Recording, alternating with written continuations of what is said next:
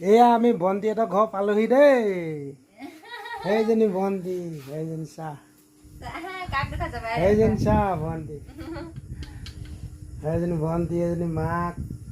এই হাৱা এটা নেকি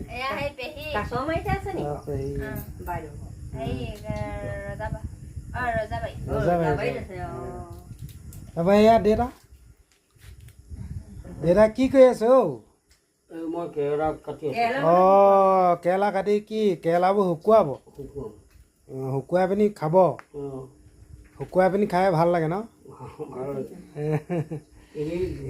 গেলি যায় যে হয় পাছত হয় ভাজি খাব ভাল হয় হয় হয় হয় সেইকাৰণে এইটো